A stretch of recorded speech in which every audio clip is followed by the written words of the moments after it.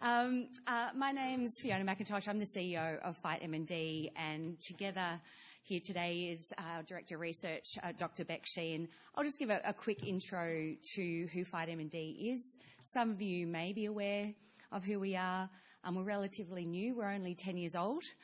So I'll give you a little bit of background on FightMND before Beck will talk about our forensic focus on accelerating progress towards a cure or effective treatment for MND, and an investment also to improve the lives of people living with MND in Australia.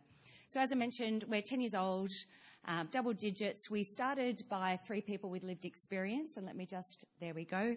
You can see our founders there on the slide. We have Pat Cunningham, whose wife Angie passed away from MND. In the middle, we have Neil Danaher, a very famous Aussie Rules footballer. Many of you probably have never seen a game of Aussie Rules, but it is a quite unique and special game and very popular in Australia. And he's a very high-profile individual that really helps our cause in terms of being able to raise awareness and, importantly, raise funds for MND. And next to Neil is Ian Davis, who was a researcher into cancer, and he was living with MND and unfortunately passed away. So our vision, like many of you here, is a world without MND, but our purpose is equally important to us, which is to champion hope and lead the fight against MND. And we've been able to do that largely through Neil's profile in Australia. We've been able to raise and invest over 100 million Australian dollars in MND research to date. And about 80% of those funds do go to research, and about 20% we invest in different ways to improve the lives of people with MND. Our tagline is, "It takes people," and that has both a light meaning and a dark meaning. The dark is MND takes people. It takes people away from their family, their friends, their work, and ultimately their lives, but also takes a community to come together to fight back against the beast that we call MND. So we often talk about MND and FightMND taking people. Going to the next slide, as I mentioned before, we've got 2 areas of focus, and we are investors. We're philanthropists. We don't offer services, but we support the MND community in Australia and internationally through investments in grants into research and also grants to improve the lives of people with MND. We know that at the moment, the cause of MND, we don't know what causes it. We also know that there's no real effective treatments or a cure. There are some showing promise coming through the pipeline. For care in Australia, we're quite fortunate that we have a strong system of care nationally, but that varies between states, and still there is much more investment needed. And the MND associations in Australia, many of whom are here today, do an amazing job in providing those care services, and we see our job as FightMND to invest in the MND community to help them do their work as well. So I'm going to hand over to Dr. Sheean now to talk through how we invest and why we're investing in certain areas of research and why we've chosen the areas to invest in care. So Beck, over to you.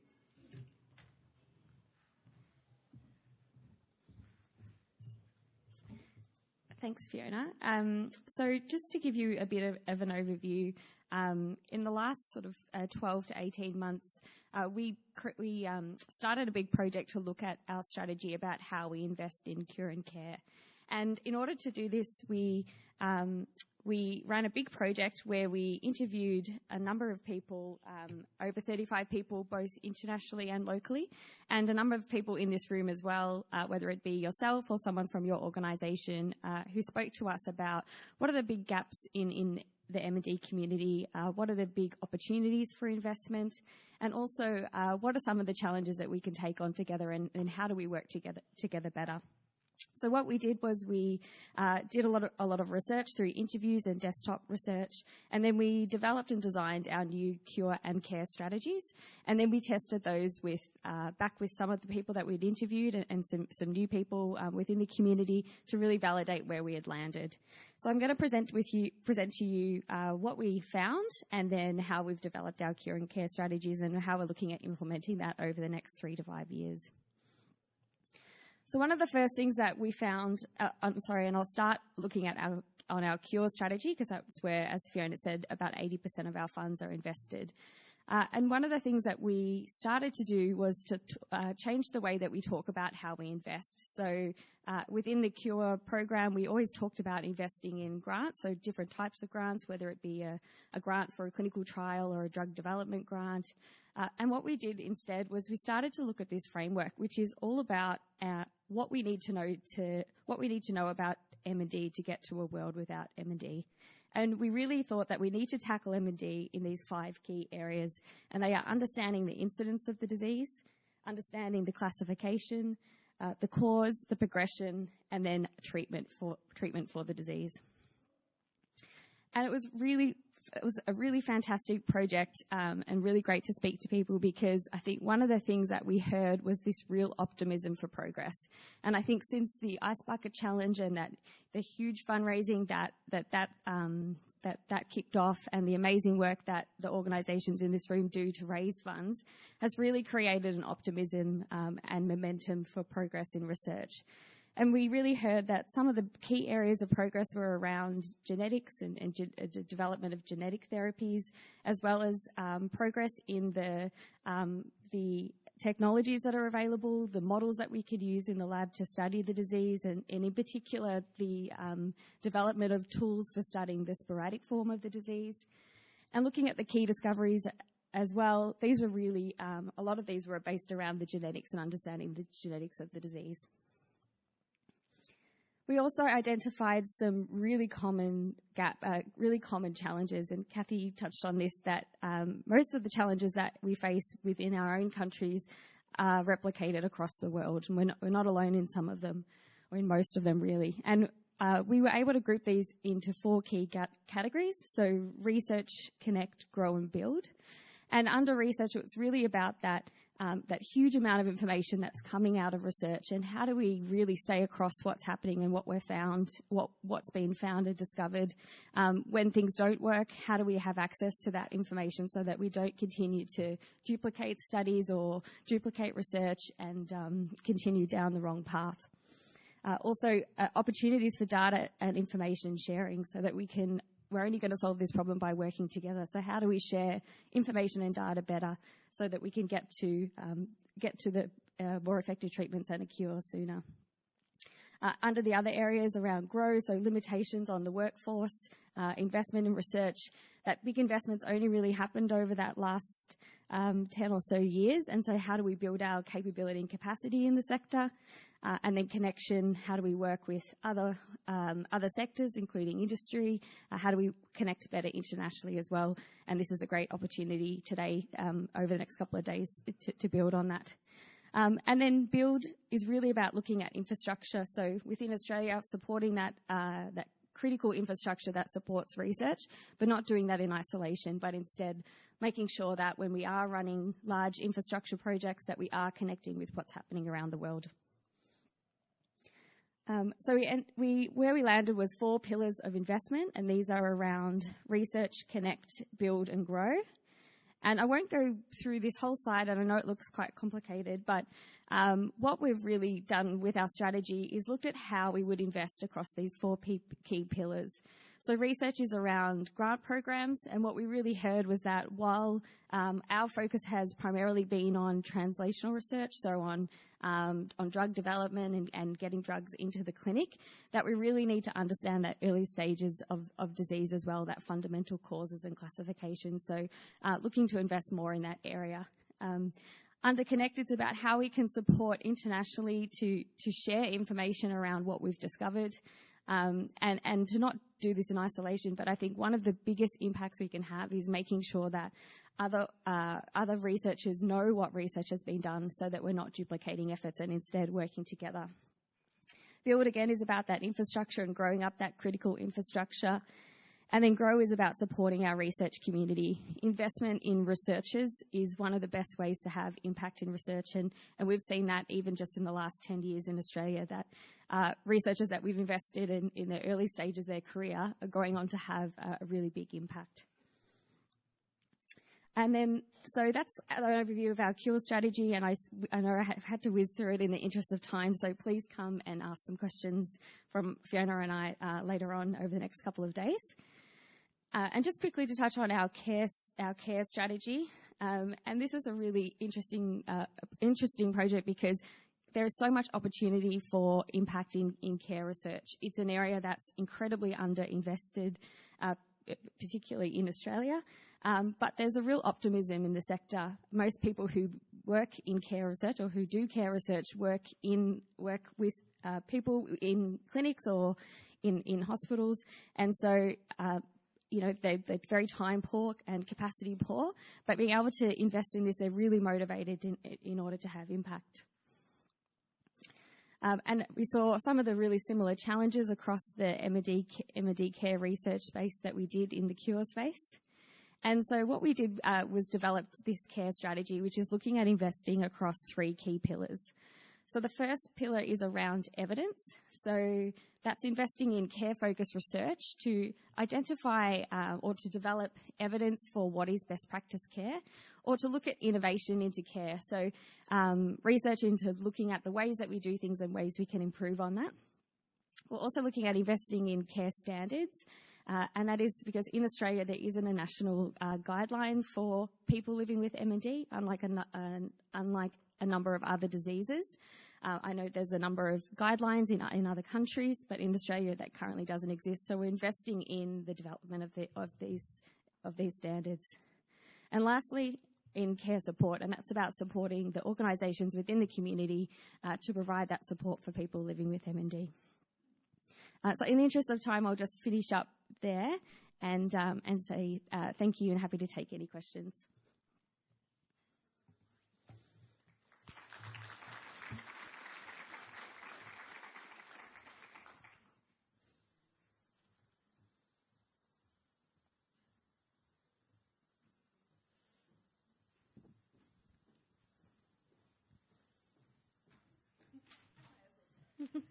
Naturally. Could we have a microphone to... Oh, Gudrun's going to go first. Then you, Marcella. Thank you very much. And I noticed your statement about sharing. It's very important to share these findings. How do you do that? I mean, that's a brilliant question and probably $1 million question. We have a number of sort of ideas and initiatives that we're looking to support. Some of them are around things like developing a State of the Nation and a State of the Globe report, so that every 2 years that we invest in the production of a report that looks at what have we learned over the last 2 years? What have been the really key discoveries? What do we know? What do we not know? And then where are the gaps of where we need to do more research to answer those questions? I think symposiums like the International Symposium, they're so fantastic because you learn so much about what's happening in research. And I think something like a global report would then take a step back and say, well, what does that actually mean for the field and what does it mean for research and research directions? All right. Marcella, do you have a microphone? Yes. Okay. Hi, Marcella from Acela, Colombia. Great presentation. Thank you so much. I think it's very valuable that you're sharing everything you're doing in Australia. I'm just curious, how do you do the fundraising to get that amount of money and to be able to do all that you do? So most of our fundraising comes from community fundraising. We run 2 major campaigns during the year. Probably the biggest one is called the Big Freeze. We run it in June every year, and it's through. So Neil Danaher, one of our founders, is through his connection with the Aussie Rules football. So we actually build a swimming pool at the football ground, and we have about 10 or 12 celebrities who get nominated to slide down a slide into the icy water filled with ice. And in June in Melbourne, it's very, very cold. It's the middle of winter.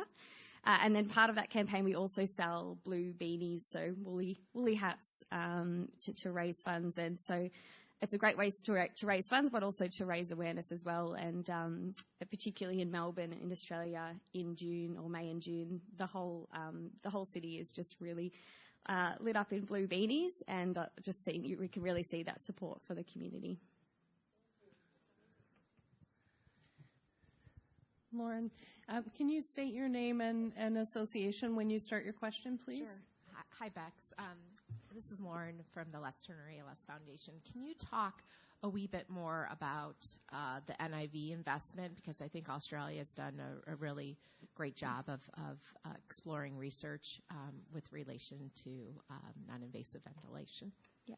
So this is actually the first year that we've implemented our care strategy. So we haven't supported care research previously. So we're currently in the final stages of our care research round, but one of the key priority areas for us is supporting NIV research.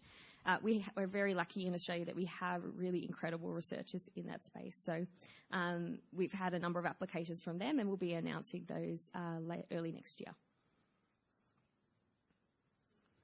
All right. Any other questions? And Sarah and Jessica, are there any questions from online? No? Okay. I think there's one question over here. There's a question over here and one at the front as well.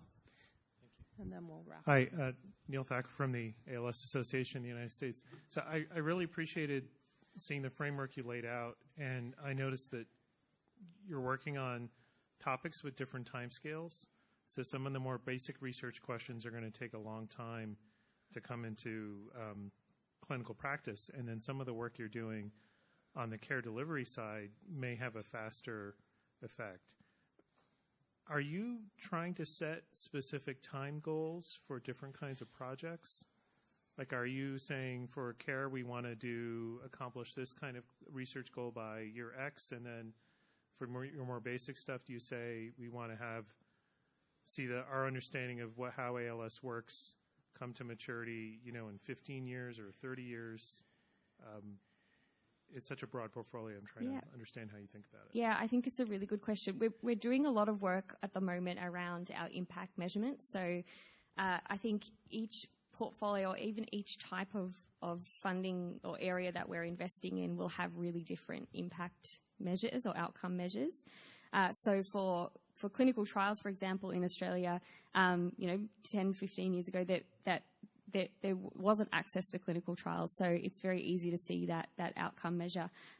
For any sort of basic research, it is going to be a much longer term timeline to be able to see the outcome of that. But we're doing a lot of work at the moment in what that looks like. One more question here. Do you have a microphone, Carlos and Teresa? No. Okay. Yes, sorry, but going back to funding, do you or the patients receive any kind of public funding or support? Do patients receive public funding? Either patients or your association? So we receive some government funding, and then patients will receive funding through. We've got two types of insurance schemes. So we have a national disability scheme where they can receive funding support, or if you're over the age of 65, you can receive funding through another scheme called My Aged Care. And there's a lot of disparity between what sort of funding you have available if you're under the age of 65. And so that's one of the areas with our care support grants, is looking at helping to fill that gap, and also through working with the state associations to provide things like equipment for people who might not have access to the funding to be able to access that. Thank you. All right. I think we're going to wrap up there. Thank you so much to Fiona and Beck, not only for sharing your strategy, but also being an international contributor through that strategy to everything that we all do around the world to have a world free of ALS MND. Thank you very much.